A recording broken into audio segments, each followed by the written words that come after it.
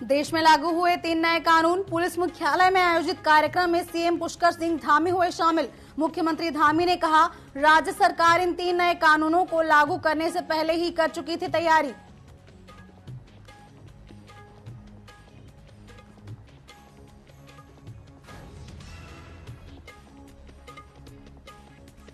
बद्रीनाथ उपचुनाव विधानसभा उपचुनाव के लिए कांग्रेस ने झोंकी पूरी ताकत। बद्रीनाथ विधानसभा के हर एक गांव में जाकर कांग्रेस प्रत्याशी लखपत बुटोला के लिए मतदान की अपील।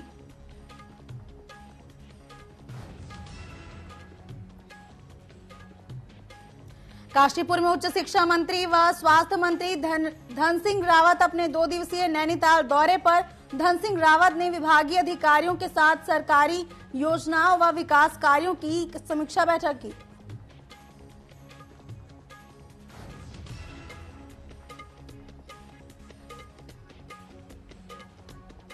बाईस जुलाई से शुरू होने वाली कांवड़ मेले की तैयारी तेज। कई राज्यों के पुलिस अधिकारियों की महत्वपूर्ण बैठक। आगामी कांवड़ मेले को लेकर एक बड़ी रणनीति होगी तैयार।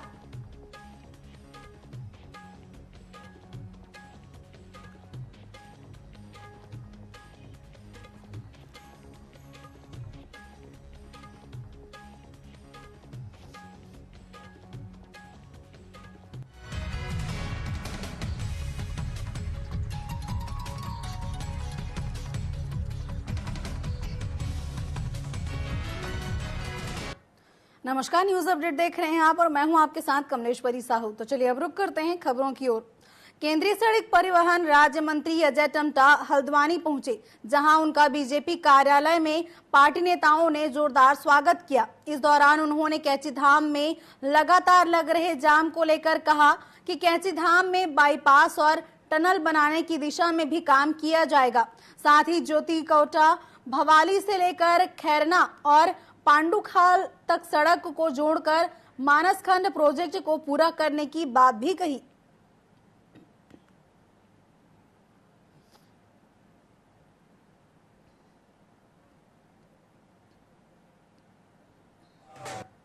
मेरे पास अभी जब से विभाग आया है तो जो जो घोषणाएं और जो जो विभाग की योजनाएं हैं उनको हम सबको इम्प्लीमेंट करेंगे।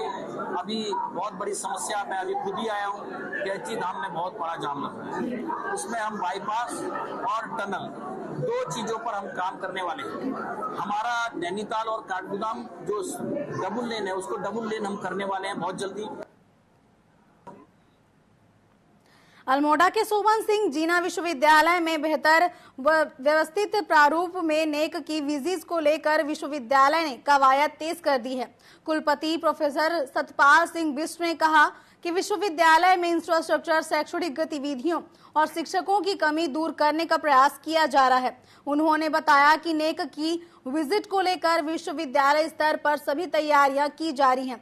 साथ ही centre for excellence, centre for SDJ विश्वविद्यालय में खोलने को लेकर उच्च शिक्षा को लेकर प्रस्ताव बनाकर भेजा गया है। पहले सबसे बड़ा काम है कि यहाँ मूलभूत सुविधाएं हों। तो अभी कुछ दिनों पहले जो हुआ कंप्यूटर लैब्स का अपग्रेडेशन हुआ है और सारे पोस्ट ग्रेजुएट डिपार्टमेंट जितने हैं उन सब में इंटरेक्टिव बोर्ड लगा दिए गए हैं। और बहुत जल्दी आपने होस्टा कैंपस देखा भी, वो कैंपस में लेवलिंग कर दी गई, कौन डिपार्टमेंट किधर है, किस तरह से नेम प्लेट सब जगह लगा दिए गए हैं। और इसके अलावा जो यूजी क्लासेज में प्रोजेक्टर और स्क्रीन लगा दिए हैं। इसके अलावा रिसर्च की फैसिलिटीज को भी थोड़ा सा और अपग्रेड करने के लिए सेंट्रल इंस्ट्रूमेंटेशन फैसिलिटी जो इंस्ट्रूमेंट की हो उसकी तरफ हम थोड़ा काम कर रहे हैं। लेबोरेटरीज में कंपटीशन की किताबों का अपग्रेडेशन हुआ है और नंबर ऑफ बुक्स का भी अपग्रेडेशन हुआ है। और दूसरा जो बड़ा काम हो वो हमारी, अब जब हमें क्योंकि 2 साल बाद नैक कराना पड़ेगा, नैक की तैयारियां हमारी शुरू हो गई हैं, जिसमें हमारे डायरेक्टर हैं प्रोफेसर एस.टी. जोशी, वो उसमें लगे हुए हैं। देश में 1 जुलाई से 3 नए कानून, भारतीय न्याय संहिता, भारतीय नागरिक सुरक्षा संहिता और भारतीय साक्ष्य अधिनियम लागू हो गया है। इसे लेकर उत्तराखंड पुलिस मुख्यालय में कार्यक्रम का आयोजन किया गया, जिसमें मुख्यमंत्री पुष्कर सिंह धामी मुख्य अतिथि के रूप में शामिल हुए। साथ ही सीएम धामी ने कहा कि राज्य सरकार इन 3 नए कानून को लागू करने की पहले से तैयारी कर चुकी थी। अब लोगों को सरल और आसान तरीके से न्याय मिल सकेगा। देखिए, क्रिमिनल जस्टिस सिस्टम के लिहाज से आज का दिन आज़ादी का दिन है। इसकी जो अंग्रेजों के समय के जो 3 क्रिमिनल लॉज थे और CRPC में यद्यपि 73 में परिवर्तन हुआ था, लेकिन आज पहली बार सारे कानूनों में इतना बड़ा क्रांतिकारी परिवर्तन हुआ है। और मैं कहूँगा कि अब फाइनली एक तरह से स्वदेशी क्रिमिनल जस्टिस सिस्टम हमारे कंट्री में लागू होगा। ये कानून संसद ने दिसंबर 2023 में पारित किए थे और जनवरी में निर्णय हुआ था कि 1 जुलाई 2024 से ये पूरे देश भर में लागू होंगे। तो जब ये निर्णय भारत सरकार का हमारे पास आया था, उसके बाद से ही शासन में भी गृह विभाग ने और हम लोगों ने यहाँ पुलिस मुख्यालय में इसकी उच्च स्तरीय समिति बनाई थी जो अलग अलग पहलुओं पे काम कर रही थी। पुलिस विभाग में खास तौर से हम लोगों ने इसमें ट्रेनिंग का जो एस्पेक्ट था, जो उपकरण चाहिए थे, जो हमारी प्रक्रियाओं में जो हमारे रूल्स रेगुलेशंस में परिवर्तन होने थे, उन सारी चीज़ों पे हमने अलग अलग समिति बना के काम किया था। और मैं कहना चाहूँगा, बताना चाहूँगा कि मतलब 30 तारीख तक हमने लगभग 24,000 से भी अधिक पुलिसकर्मियों की ऑफलाइन और ऑनलाइन ट्रेनिंग।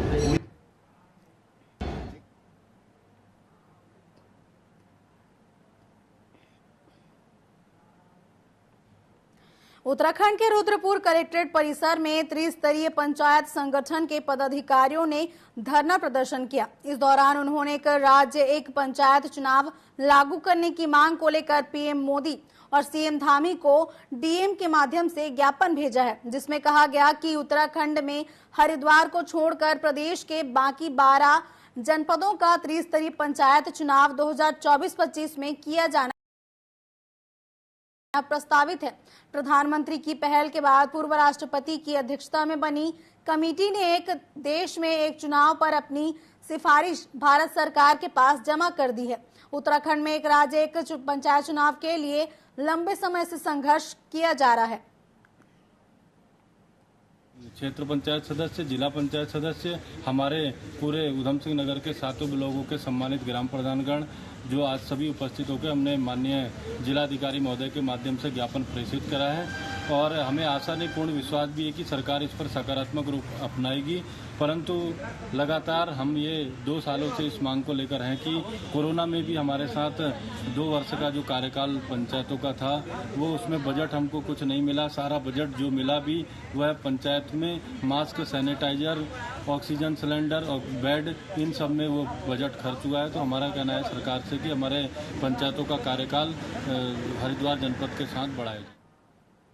उत्तराखंड में मानसूनी बारिश ने आफत मचानी शुरू कर दी है। केदार घाटी में रविवार को हुई बारिश के कारण केदारनाथ हाईवे फाटा के निकट डोलिया देवी में पहाड़ी से मलबा और बुलडोजर आ गए, साथ ही जिसके कारण कुछ समय के लिए सड़क बंद हो गई और घंटों तक वाहनों की आवाजाही भी बंद रही।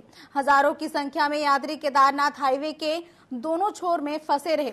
हालांकि बारिश बंद होने के बाद हाईवे को जेसीबी मशीन की मदद से खोला गया।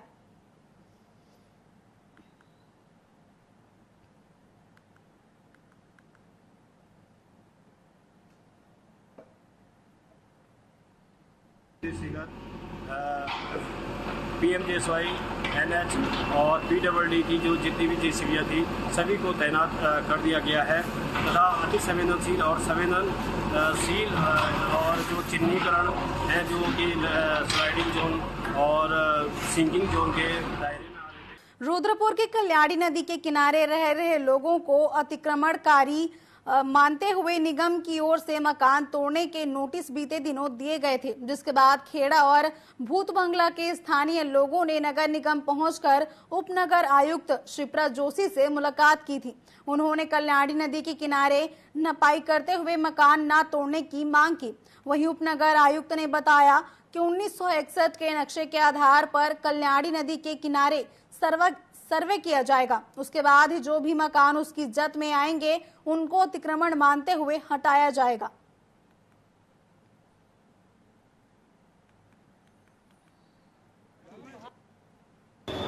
नक्शे के हिसाब से जितना हमारा घर जाते हैं वो जो है हम खुद तोड़ लेंगे और नगर निगम को तोड़ने की ज़रूरत नहीं है, हम खुद हटा लेंगे। लेकिन मेरा कहना ये है कि 1961 के दौर के जो नक्शे के हिसाब से मैडम अभी जैसे मैडम ने बताया कि मतलब कि हम 1961 का वो बना हुआ है नक्शा, उसके आधार पे हम जो है अतिक्रमण हटा रहे हैं। अगर उस दौर के हिसाब से नक्शा के दौर से अगर अतिक्रमण हटा रहे हो तो उस हिसाब से पूरे शहर में आप अतिक्रमण हटाएं, फिर तो खेड़े में भी बुलडोजर चलेगा या हम खुद तोड़ेंगे, जो भी हम उससे सहमत है, लेकिन उसी अकॉर्डिंग पूरे शहर में जितना अतिक्रमण हुआ है उस दौर के हिसाब से वो सारा हटना चाहिए। देखिए, इनको डाउट्स थे कुछ नक्शे के रिगार्डिंग, तो हम हमारी टीम जा करके कुछ इनके जो कुछ प्रतिनिधि रहेंगे वहां पर उनके सामने नक्शा खोल करके वो चीज क्लियर कर दी जाएगी। और ये आश्वासन यहाँ पे दिया गया है कि नक्शे के हिसाब से जैसे 40 मीटर अगर नदी है तो उससे 20 मीटर एक तरफ और 20 मीटर दूसरी तरफ, इससे ज्यादा अतिक्रमण का चिन्हीकरण नहीं किया जाएगा एक तरफ। जोशीमठ के मलारी मार्ग पर भारी बारिश के चलते चट्टान से पत्थर गिरने का मामला सामने आया है, जिसके चलते 35 बकरियों की मौत हो गई, जबकि 30 से अधिक बकरियां घायल हुई हैं। वहीं मामले में 2 लोग भी घायल बताए जा रहे हैं। हादसे की सूचना मिलते ही पशुपालन विभाग और राजस्व विभाग की टीम मौके पर पहुंची। फिलहाल घायलों का अस्पताल में इलाज जारी है।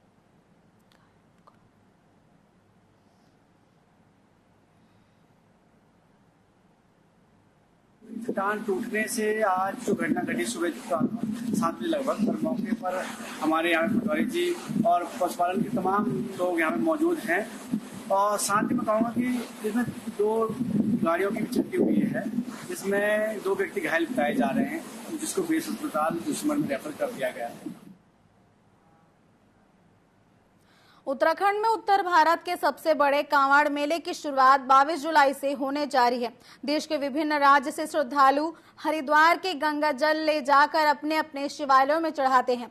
वहीं सोमवार शाम को पुलिस मुख्यालय में कई राज्यों के पुलिस अधिकारी केंद्र की कई महत्वपूर्ण एजेंसियों के साथ एक महत्वपूर्ण बैठक करने जा रहे हैं, जिसमें आगामी कांवड़ मेले को लेकर एक बड़ी रणनीति तैयार की जाएगी। साथ ही पुलिस महानिदेशक अभिनव कुमार ने कहा कि कांवड़ मेले में यातायात के दबाव को व्यवस्थित करना है।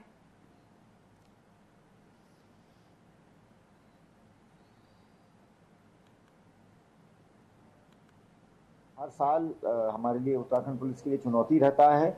इस साल जिस तरीके से ट्रैफिक का दबाव बढ़ा है, मैं समझता हूं ट्रैफिक मैनेजमेंट इस बार कांवड़ मेले में बहुत बड़ी चुनौती होगी, क्योंकि लगातार हम देख रहे हैं जिस तरह से 4 धाम यात्रा में और नॉर्मल टूरिस्ट की संख्या में भी जो अप्रत्याशित वृद्धि हुई है, उस वृद्धि को देखते हुए हमें कांवड़ मेले के लिए थोड़ा सा और बेहतर प्रयास करने पड़ेंगे। मैं समझता हूं इसी मतलब अन्य राज्यों के साथ इस बारे में हमारी वैसे भी बातचीत चल रही है, और आज की जो बैठक हम आफ्टरनून में करने जा रहे हैं, उस बैठक के बाद एक साझा रणनीति के तहत हमारी कोशिश रहेगी कि 2024 में जो कांवड़ मेले की व्यवस्था है वो पूर्व के वर्षों की व्यवस्था से और बेहतर कर सकता। न्यूज अपडेट में फिलहाल बस इतना ही। आगे की खबरों के लिए बने रहिए टीवी 24 के साथ। नमस्कार।